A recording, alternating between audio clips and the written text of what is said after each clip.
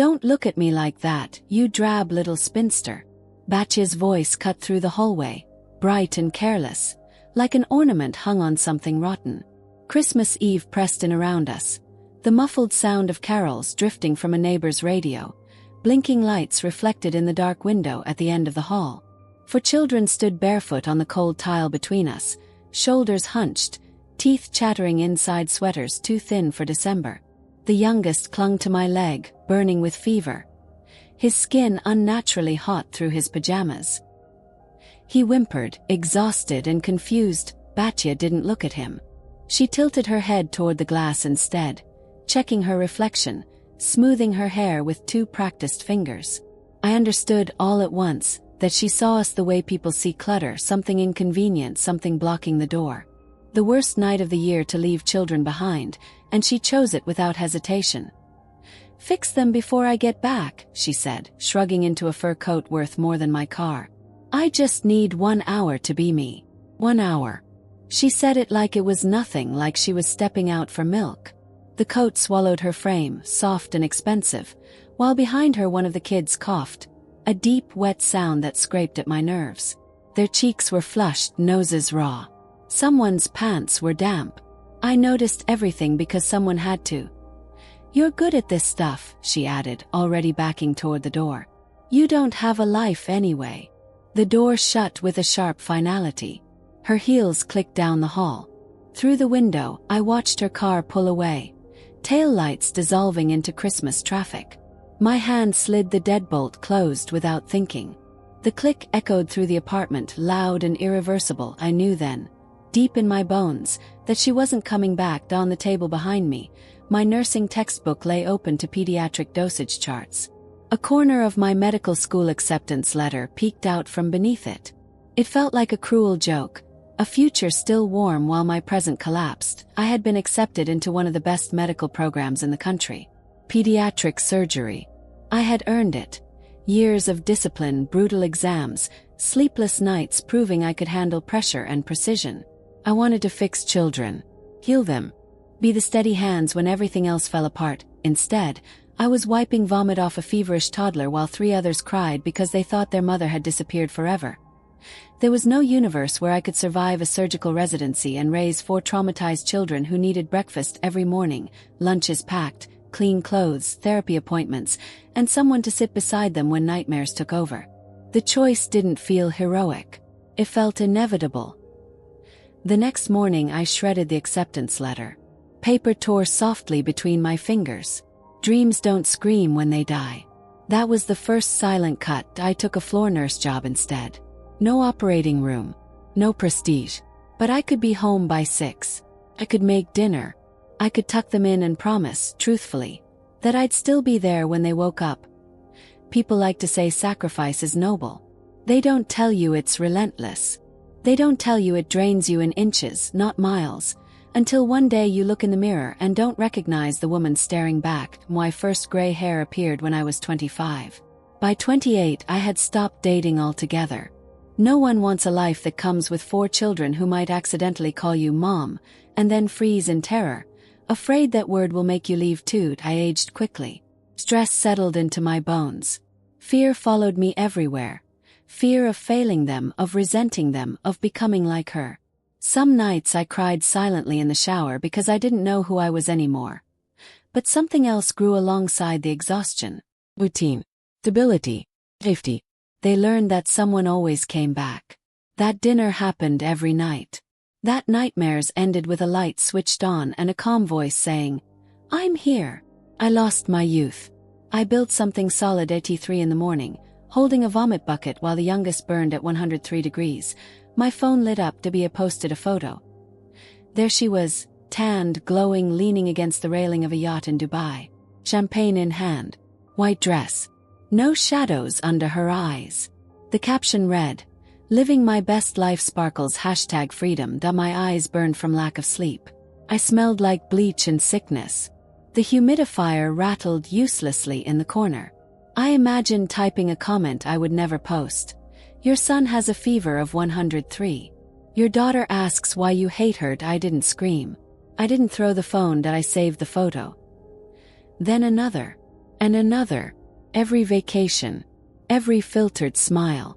Every caption about independence and self-love. I told myself it was for the kids. Proof someday that none of this was their fault. But a colder part of me was building an archive. And I didn't yet know what I would do with it. The first year they waited. Every car that slowed outside made them run to the window. Every knock, real or imagined, sent 4 small bodies scrambling down the hallway. They asked if Mommy was bringing presents, if she'd be home before dinner, if she knew where their shoes were. I learned how to lie gently. I said she was working, traveling, making money for them. I kept her image intact because I thought I was protecting their hearts. I thought truth would hurt more than hoped. I was wrong, but it took years to understand why the 4th year. The questions changed. They stopped asking when she was coming back and started asking why she didn't want them. That question was a jagged blade with no good way to pull it out. I watched the light dim in my nephew's eyes when his birthday card never arrived. I held my niece while she sobbed over a Mother's Day craft, construction paper hearts and glitter glue, with no one to send it to. I absorbed their grief like a sponge, took it into my own body so it wouldn't poison them. I learned how to smile through it, how to reassure them without betraying the truth entirely. It hollowed me out. Every tear I wiped hardened something inside me. Resentment didn't flare, it set. Turned dense, heavy like concrete. Batya wasn't a sister who made a mistake anymore. She was a ghost who haunted her own children, leaving me to exorcise the house every single day. The work, meals, homework, laundry wasn't the worst part. The silence was. The endless emotional labor of translating abandonment into something survivable. I could feel myself approaching a breaking point I didn't yet have language for. That point arrived 2 years ago, in a church that smelled like wax and old flowers. My grandmother had died. The matriarch, the spine of our family, the only one who still sent birthday checks and handwritten notes. Batya didn't come. She called from Milan, said she was too distraught to fly. Instead she sent flowers. A wreath so massive and obnoxious it blocked the view of the open casket. The priest actually paused the service so someone could move it aside. I sat in the front pew holding 4 crying children, staring at aggressive white lilies arranged like a billboard. Something in me cleared. The fog lifted. I understood with terrifying clarity that Batya wasn't just selfish or flighty. She was malignant. She believed she could buy absolution with a credit card, displace grief with spectacle, outsource responsibility forever. She thought money could stand in for presents. That was the moment I stopped waiting. I became a record keeper. I stopped deleting cruel texts. I stopped softening her absence when people asked. I let resentment calcify into something useful. Resolve. The archive I'd started instinctively became deliberate. Screenshots, captions, locations. Military precision replaced passive endurance. This wasn't bitterness anymore. It was preparation. Last Tuesday was bright and clear. I was pouring cereal, shouting reminders about backpacks and lunches, managing the usual morning chaos. The doorbell rang. I expected a package. It was Batya, 12 years older and somehow younger than me, preserved by expensive skincare and a life without consequence. She didn't hug me. She didn't ask about the children. She walked past me into the living room like she owned it. Heels clicking on hardwood floors I refinished with my own hands. A lawyer followed her. A tight suit. Polished smile. "We need to talk about the estate," Batya said, already sitting down. She announced it like a brunch order. She was filing for full custody. She wanted possession of the family home, worth $450,000, held in trust. She had healed. She was ready to step up. She wanted to be a mother now. I stood there, cereal going soggy, realizing the silent war was finally loud. The room tilted. Nausea climbed fast, hot and sharp. And for one wild second I thought I might actually pass out in my own kitchen. But something older, harder cut through it.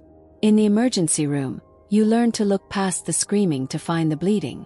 Panic is noise. Details are truth, so I breathed. I steadied myself. And I looked at Batya again. Not at the arrogance. That was easy, familiar, but at the edges. the places where the image slipped. The Chanel bag hanging from her arm had a deep scuff on the bottom corner, the leather rubbed raw and badly darkened with black Sharpie. Not repaired, disguised. When she opened her leather folio, a paper slid halfway out. Red bold font at the top. Final notice. The lawyer's jaw tightened when he noticed me noticing. Adrenaline hit like a clean injection. She wasn't here because she missed her children. She wasn't healed. She was desperate. The influencer life had collapsed. The yachts, the hotels, the champagne, credit cards, and smoke. She'd heard about my grandmother's trust and come to harvest the crop I'd spent 12 years keeping alive. Batya thought she was staring at a tired pushover nurse. She didn't know she was looking at a woman who'd been quietly preparing for this war for 2 years. When the lawyer's car finally disappeared down the street, I didn't cry. I didn't call anyone. In the ER, when a patient codes, you don't scream. You assess. You stabilize. You act that I locked the front door and went straight to the attic. For 12 years I'd treated it like a museum. Batya's boxed-up life sealed away for the day she might come back and need her things. I took a serrated knife and ripped through the tape.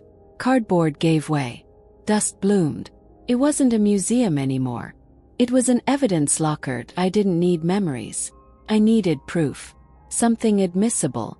Something undeniable. I dug through moth-eaten designer dresses, old yearbooks, broken heels. Then my fingers brushed cold plastic. A BlackBerry curve, screen cracked, battery swollen. The phone she'd used that first week. The messages I'd deleted from my own phone years ago because reading them hurt too much. If they still existed, they were trapped here. Junk drawer archaeology saved me. An ancient mini USB cable. I plugged it into the wall, then into the phone. Nothing. I sat on the attic floor staring at the dark screen. 5 minutes in. Just as I reached to unplug it, a tiny red light blinked in the corner. My heart hammered. I waited. 20 minutes. Sweat gathered at my temples despite the cold. The screen flickered. Battery icon. A single red sliver. 4% that I didn't hesitate. The trackball stuck. My thumb slipped. I cursed under my breath, terrified the battery would die between breaths. Then I found it. December 26th. 12 years ago. Keep them. They ruined my aesthetic. I'm not coming back. I took 3 photos with my iPhone.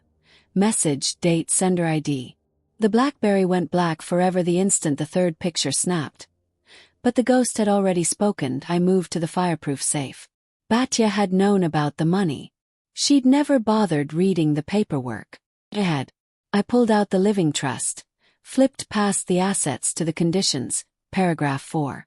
Clause B. Distribution of the family trust totaling $200,000 is contingent upon the beneficiary proving continuous, unbroken physical residency and care of the minor children, continuous. Unbroken. That I sat back against the insulation, dust clinging to my hair, and laughed once, low and disbelieving. The trap was already built. She just didn't know she was walking into it. Batya thought this was a standard inheritance fight. Hire a shark, drown me in paperwork, drag me through court dates until my savings bled out and I folded. With the right attorney, she could make this last years. She had always won wars by exhaustion. I had watched her do it my entire life. But she made 2 mistakes. She was desperate. And she still believed I was the same drab little sister who took orders. If I fought her openly, she'd dig in. She'd spend money she didn't have just to prove she could crush me. But if I surrendered, if I played the role she expected, her greed would do the rest. The plan came together cold and sharp, like a scalpel sliding into place. I didn't need to beat her in front of a judge. I just needed to let her walk herself into a trap she wouldn't see until the steel jaws snapped shut. I didn't call a lawyer.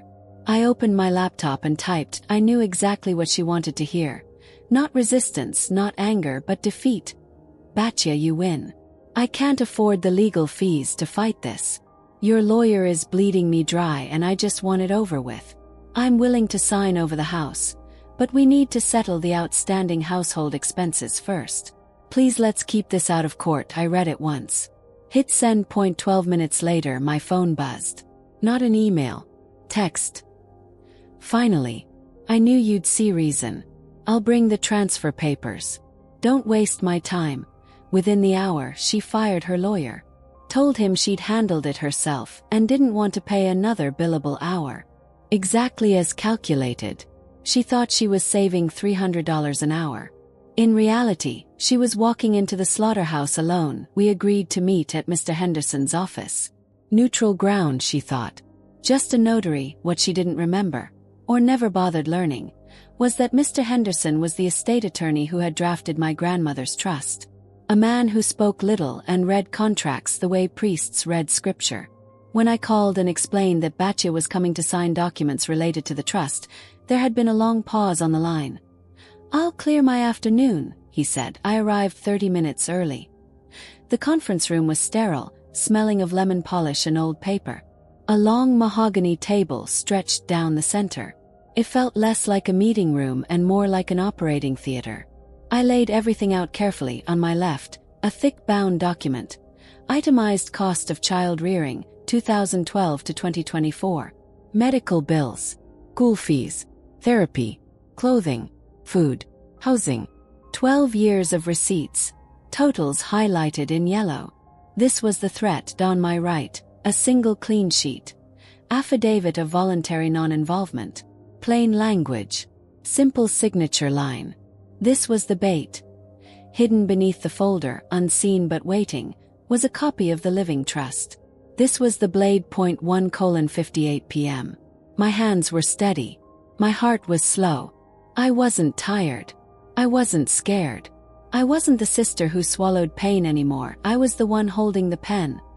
The elevator dinged in the hallway. Heels struck marble, sharp and impatient. Batya swept in like someone arriving to collect a prize. She barely glanced at me. Didn't ask about the children. Dropped her bag on the table and smiled like the outcome was already sealed. "Let's make this quick," she said, flipping open her folder. Henderson adjusted his glasses.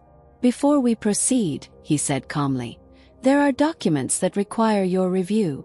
Batya waved a dismissive hand. "I know what I'm signing." I slid the affidavit toward her. "This first." She skimmed it. Barely 30 seconds. "Voluntary non-involvement," she repeated, amused. "Fine. You want your little paper trail." She signed. The sound of the pen scratching paper was louder than it should have been. Mr. Henderson didn't move. He simply slid the trust document out from under the folder and placed it in front of her. "This," he said, "is the governing instrument." Batya frowned. "Read the clause once." Then again her smile collapsed. "Continuous," she whispered. "Unbroken." I said nothing. "You can't," her voice cracked. "I'm their mother." Mr. Henderson folded his hands. "You signed an affidavit stating 12 years of voluntary absence. That renders clause B unenforceable in your favor." Silence pressed down on the room. Batya's face drained of color. She looked at me for the first time like I was a stranger. "You planned this," she said. "Yes," I answered. Outside, traffic moved. Somewhere, my children were finishing their school day. The war ended not with shouting, but with ink drying on paper. Batya swept in 2 minutes late, trailing expensive perfume and cold air. She didn't look at me. Didn't acknowledge Mr. Henderson. She pulled out a chair with exaggerated annoyance, checked her watch, sighed. "Let's get this over with," she said. "I have a spa appointment at 3. Where do I sign for the house?" Then she glanced at me, really looked, and her mouth curled the way it always had. I was still in my scrubs, wrinkled from a double shift I hadn't bothered to change out of. To her, I was still just the help. The person who cleaned up messes so she could keep her hands clean. In her world, the loud person always beat the quiet one. She thought she'd already won. I said nothing. I slid the thick ledger across the table. "What's this?" she asked, already irritated. "An itemized record of every dollar spent raising your children for 12 years, I said calmly. "Food. Cool. Medical care. Therapy. Inflation adjusted." She flipped through it impatiently, then stopped at the final page. The total stared back in bold print. $300,000. Her face tightened. You're insane. I have receipts, I said. And since you're claiming custody as the biological mother, you're legally responsible for half, $150,000. Payable today. Otherwise, I countersue for back child support and negligence. The color drained from her face. She opened her mouth, then closed it. This is extortion, she stammered. No, I replied. It's the cost of motherhood. Her lawyer glanced at his watch. I have another deposition in 10 minutes. If there's no settlement, we reschedule for next month. Batya panicked. She couldn't wait. She didn't have time. And she definitely didn't have the money. I leaned back in my chair. I'll waive the debt, I said, sliding a single sheet toward her. If you sign this. She barely skimmed the title. Affidavit of voluntary non-involvement. 12 years. No care. No support. No contact. She saw freedom. Not the trap. She signed without reading. The arrogance. The impatience. The desperation. All of it working perfectly against her. Done, she said with a smirk. Now give me the house. The lawyer notarized the affidavit. Stamped it. Signed it. Official. Binding. Irreversible. Then I slid one more document across the table. Read page 4. She frowned and did. Slowly this time. The words seemed to sink into her skin. Assets, she read aloud, are distributed to the primary caregiver, the individual who provided continuous physical care of the minor children. I'm their mother, she said, but her voice wasn't steady anymore. No, I said, quiet and final. You just swore you provided none. I pointed to the affidavit. The ink was barely dry. You didn't save $150,000, I continued. You forfeited a $450,000 house and a $200,000 trust. Understanding hit her like a delayed impact. Her face twisted. She lunged for the papers, screaming, knocking her chair over. No, you tricked me, this isn't. Security was already at the door. They took her by the arms as she shrieked, heels scraping against marble. The influencer, the woman who was born for better things. Dragged out of the building while everyone watched, I stayed seated. That night I came home to pizza boxes and cartoons playing softly. The kids were asleep on the couch in a tangled pile of limbs and blankets. I pinned the cashier's check, $200,000, on the fridge beside their crayon drawings. The debt was paid. All of it.